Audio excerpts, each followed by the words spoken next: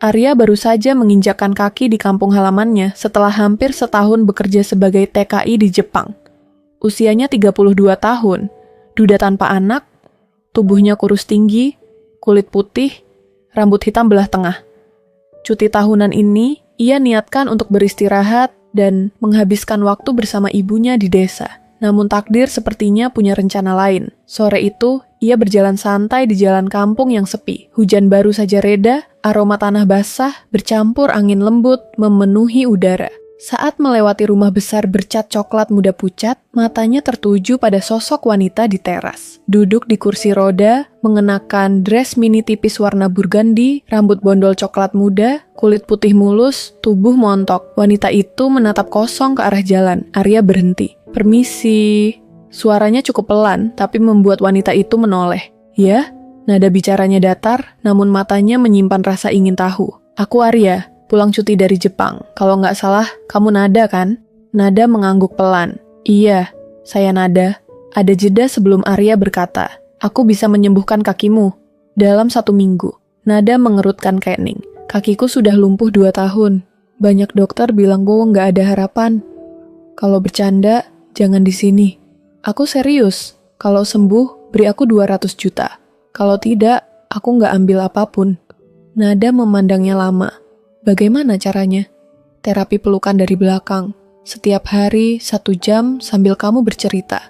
Nada tertawa kecil, separuh sinis. Kedengarannya aneh, tapi mungkin aku memang butuh keanehan kecil sekarang. Sore itu, tanpa mereka sadari, perjanjian aneh itu menjadi awal dari sesuatu yang akan mengubah hidup keduanya. Pagi pertama terapi, Nada sudah duduk di teras. Sinar mentari membentuk pola cahaya di lantai. Dress burgundy yang ia kenakan terlihat kontras dengan kulit putihnya. Arya datang tepat pukul 9, membawa termos teh hangat. "Minum dulu biar rileks," katanya sambil menuang teh ke cangkir. Nada menatap curiga. "Aku masih belum yakin ini terapi atau alasanmu untuk tahu sendiri." Arya tersenyum. "Kalau niatku aneh, aku nggak akan bikin perjanjian tanpa bayaran kalau gagal." Nada menghela napas. "Baik. Kita mulai." Arya berdiri di belakangnya. Tangannya perlahan menyentuh bahu Nada, lalu melingkar di depan. Pelukan itu erat tapi tak menekan, hanya hangat. Nada bisa merasakan detak jantung Arya di punggungnya. "Tarik napas pelan. Ceritakan apa saja yang ingin kamu lepaskan," ujar Arya lembut. Awalnya Nada diam. Lalu, dengan suara bergetar, ia mulai bercerita. Tentang perceraiannya 2 tahun lalu, tentang kecelakaan mobil saat ia mengejar suaminya yang selingkuh, dan tentang bagaimana hari itu merenggut kedua kakinya. Air mata jatuh membasahi pipinya. Arya tak memberi nasihat. Ia hanya memeluk erat, membiarkan semua cerita mengalir. Nada merasa aneh. Ia tak pernah sejujur ini pada siapapun sejak lumpuh. 1 jam berlalu. Arya perlahan melepaskan pelukan. "Cukup untuk hari ini. Tubuhmu perlu adaptasi." Nada mengangguk pelan, tapi di dalam hatinya ada rasa hangat yang belum pernah ia rasakan selama ini. Saat Arya pamit, ia menatap punggung pria itu sampai hilang di gerbang. Di dalam kepalanya, ia bertanya-tanya, apakah ini benar-benar terapi atau sesuatu yang jauh lebih dalam? Nada sudah menunggu di teras ketika Arya datang. Pagi itu, udara sejuk. Embun masih menempel di dedaunan. Begitu Arya melangkah masuk, Nada tersenyum tipis. "Kamu selalu pakai t-shirt hitam ya?" godanya. Arya tertawa kecil. "Aku nggak punya banyak baju liburan." Tanpa basa-basi, Arya berdiri di belakang kursi rodanya. Pelukan kali ini terasa lebih natural. Nada tidak lagi kaku. "Apa yang mau kamu ceritakan hari ini?" tanya Arya. Nada menarik napas panjang. "Masa kecilku... Mungkin kamu pikir bahagia, karena aku tumbuh di keluarga kaya. Tapi rumah kami dingin. Papa sibuk kerja, mama sibuk arisan. Pelukan nggak pernah ada." Suaranya mulai serak. Mungkin itu sebabnya aku gampang jatuh ke pelukan orang yang salah. Arya mengencangkan pelukan sejenak, tanpa berkata apapun.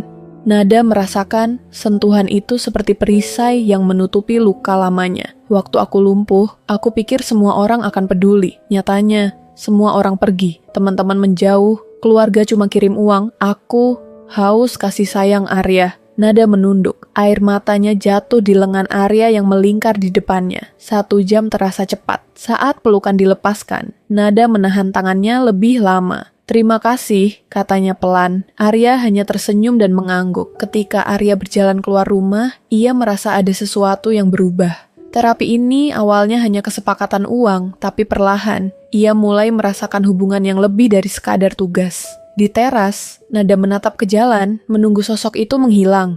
Dadanya berdebar dengan cara yang tak pernah ia rasakan sejak lama. Ia tahu ini berbahaya. Terlalu cepat untuk baper, tapi hati yang lama, beku sulit menolak kehangatan. Besok, ia sudah menantikan pelukan itu lagi. Pagi itu, Nada mematut diri di depan cermin. Dress burgundy yang sama masih ia kenakan, tapi kali ini ia menambahkan sedikit parfum. Bukan untuk siapa-siapa, gumamnya berbohong pada diri sendiri. Arya datang tepat waktu, membawa roti manis dari warung. Sarapan dulu, biar ada tenaga, katanya. Nada tersenyum menerima, tangannya sedikit bersentuhan dengan tangan Arya. Sentuhan singkat itu meninggalkan getaran aneh. Saat pelukan dimulai, Nada menutup mata. Hari ini mau cerita apa? Tanya Arya. Nada menarik napas. Tentang suamiku dulu. Awalnya dia manis, tapi setelah menikah, semua berubah. Dia kasar, dan aku tetap bertahan karena takut sendirian. Suaranya bergetar, sampai aku menemukan bukti perselingkuhannya. Saat aku mengejarnya, kecelakaan itu terjadi. Arya mendengarkan tanpa memotong. Ia hanya merapatkan pelukan, seakan ingin melindungi Nada dari masa lalunya. Kamu gak sendirian sekarang, ucapnya akhirnya. Kata sederhana itu membuat Nada menahan napas. Sejam berlalu, dan Nada merasakan sesuatu yang berbeda. Kakinya yang biasanya tidak terasa, kini terasa hangat. Arya, apa ini sugesti? Atau memang aku mulai merasakan sesuatu? Tanyanya. Arya tersenyum tipis. Tubuhmu mendengar hati yang mulai terbuka. Nada menatapnya saat ia melepas pelukan. Kamu yakin ini cuma terapi? Tanyanya. Arya terdiam sejenak, lalu menjawab, kalau lebih dari itu, kita bicarakan nanti, setelah kamu sembuh. Hari itu, setelah Arya pulang, Nada duduk lama di teras. Ia mencoba menggerakkan jarinya, dan sedikit demi sedikit, ia berhasil. Air matanya jatuh, bukan karena sedih, tapi karena ada harapan baru yang lahir. Namun di balik rasa senang itu, ada rasa takut yang sama besarnya. Takut kalau semua ini hanya sementara. Nada sudah bangun lebih pagi dari biasanya. Ia bahkan menyisir rambut bondolnya berkali-kali, memastikan setiap helai rapi. Hatinya berdebar menunggu suara langkah Arya di halaman. Saat pintu diketuk, senyumnya langsung muncul. Arya masuk membawa buah stroberi segar. Biar manis harimu, katanya sambil meletakkannya di meja. Nada tertawa kecil, tapi dalam hati ia menelan rasa hangat yang semakin sulit diabaikan. Pelukan dimulai seperti biasa. Tapi kali ini, Nada langsung bersandar lebih dalam ke dada Arya. Aku mulai bisa merasakan kakiku sedikit, bisiknya. Arya mengusap lengannya pelan. Itu kemajuan besar. Lanjutkan bercerita, biar pikiranmu nggak tegang. Nada pun mulai bercerita tentang mimpinya yang dulu ingin membuka kafe kecil di desa. Tapi semua rencana itu hilang setelah aku lumpuh. Aku pikir nggak akan ada lagi masa depan. Arya menunduk sedikit, suaranya lembut di telinga Nada.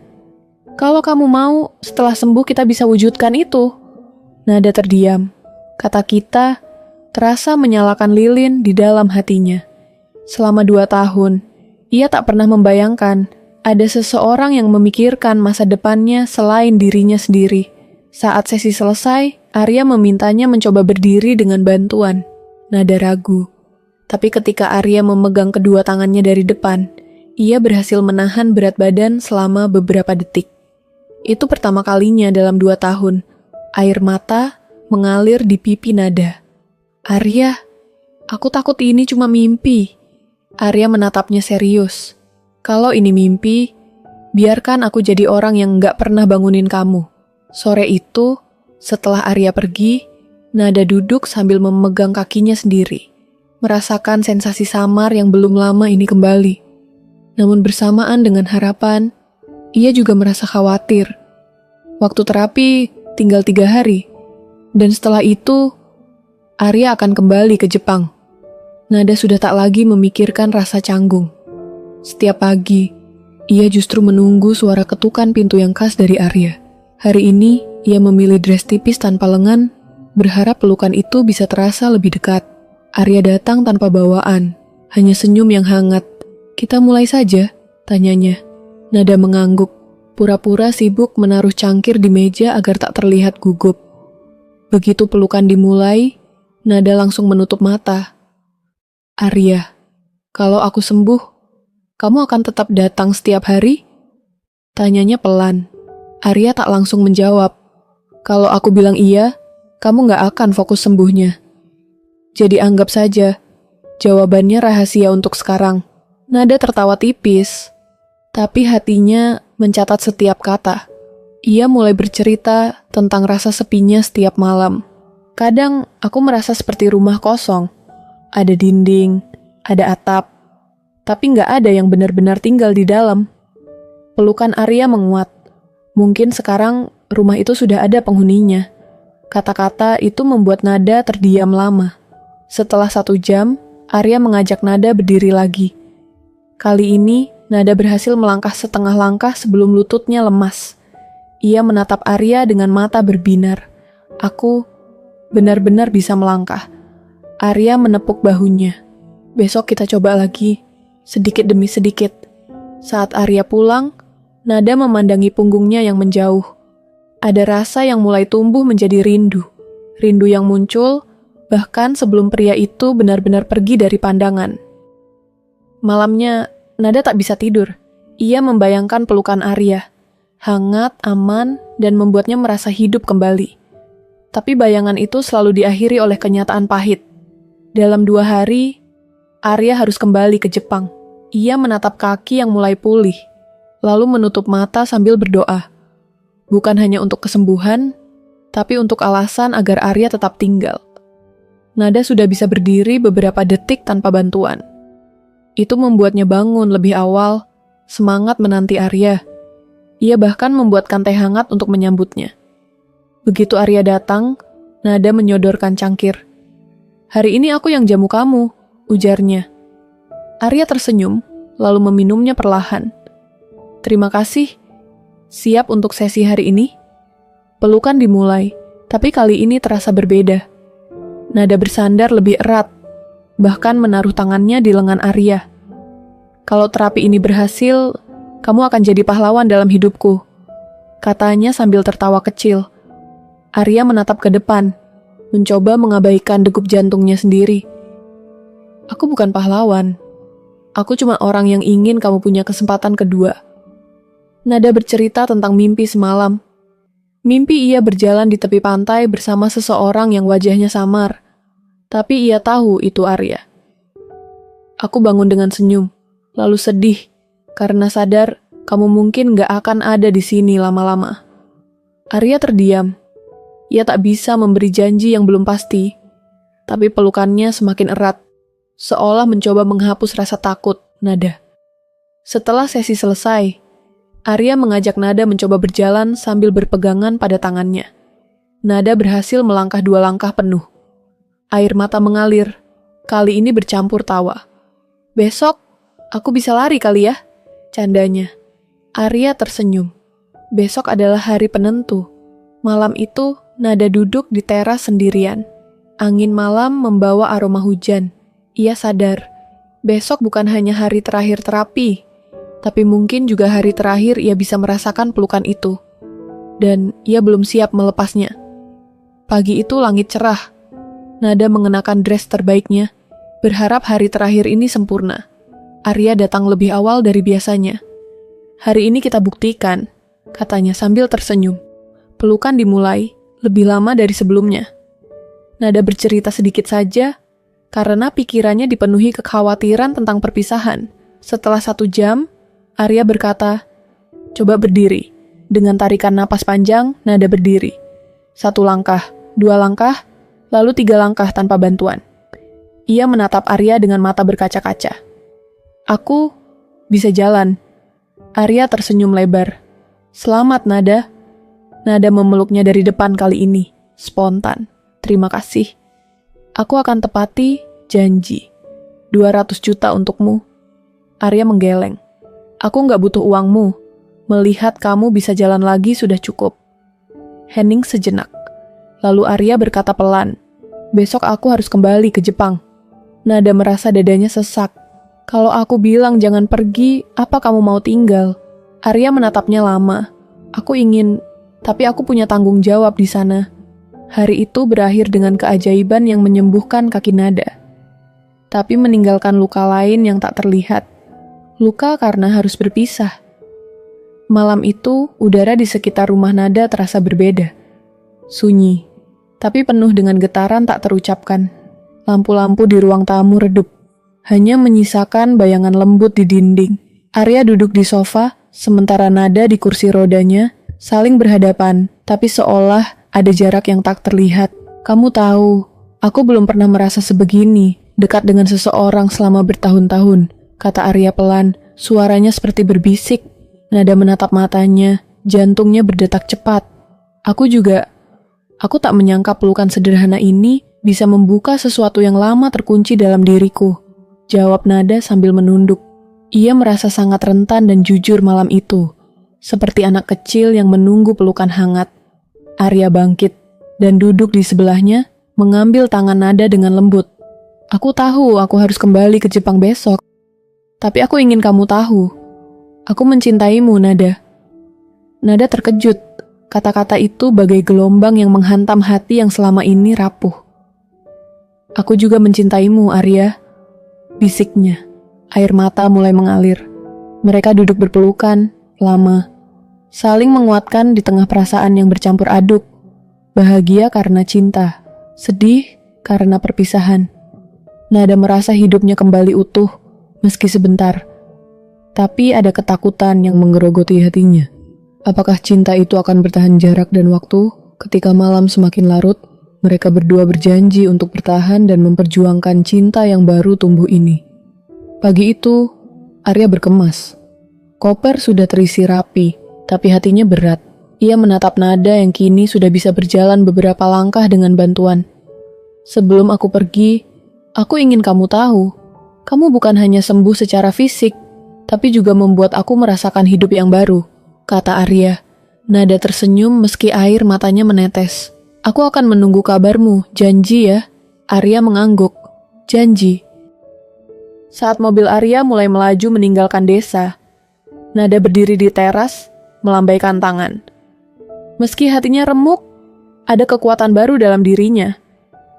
Terapi pelukan itu bukan hanya menyembuhkan kakinya, tapi juga hatinya. Hari-hari berikutnya, Nada bertekad menjalani hidup dengan penuh semangat. Ia mulai belajar berjalan sendiri, membuka kafe kecil impiannya, dan berbalas chat dengan Arya. Cinta mereka terpisah jarak, tapi tak terputus oleh waktu. Mereka terus berkomunikasi, menumbuhkan harapan akan hari di mana mereka bisa bertemu lagi, tanpa jarak, tanpa pelukan yang terhenti. 6 bulan berlalu sejak Arya meninggalkan desa. Nada kini sepenuhnya bisa berjalan, bahkan sesekali berlari kecil di halaman kafe barunya. Kafe itu sederhana, tapi selalu ramai karena suasananya hangat, persis seperti pelukan yang pernah menyembuhkannya. Setiap minggu, ia menerima video call dari Arya. Namun pagi itu berbeda, karena sejak kemarin, Arya tidak memberi kabar. Nada merasa cemas, bahkan sempat berpikir hal buruk. Sore harinya, ketika kafe hampir tutup, pintu berderit pelan. Nada menoleh, dan jantungnya langsung berdegup kencang. Arya berdiri di sana, memakai t-shirt hitam dan jeans seperti pertama kali mereka bertemu. Rambutnya sedikit lebih panjang, tapi senyum itu masih sama. Arya, Nada hampir tak percaya. Aku pulang, jawabnya singkat sambil berjalan mendekat. Cuti lagi, tapi kali ini lebih lama. Dan aku gak mau hanya jadi tamu lagi di hidupmu. Nada menahan napas ketika Arya menggenggam tangannya. Aku ingin menetap di sini, sama kamu. Kalau kamu mau, tentu saja. Air mata Nada jatuh. Tapi kali ini murni bahagia. Aku mau. Sejak hari pertama kamu memelukku, aku sudah tahu kalau aku nggak mau melepaskan kamu. Arya menariknya dalam pelukan, sama hangatnya seperti dulu. Tapi kali ini tanpa batas waktu. Pelukan itu bukan lagi terapi, melainkan janji. Malam itu, mereka duduk di teras kafe sambil minum teh, bercerita panjang tentang rencana masa depan. Tidak ada lagi hitungan hari yang membatasi. Tidak ada perpisahan yang menunggu di ujung minggu. Arya mungkin pernah datang hanya untuk menyembuhkan kaki Nada. Tapi ternyata ia juga menyembuhkan hati mereka berdua. Dan sekarang, mereka punya kesempatan untuk membangun hidup bersama di desa kecil dengan cinta besar yang pernah lahir dari satu pelukan sederhana. Cerita ini pun selesai. Arya baru saja menginjakkan kaki di kampung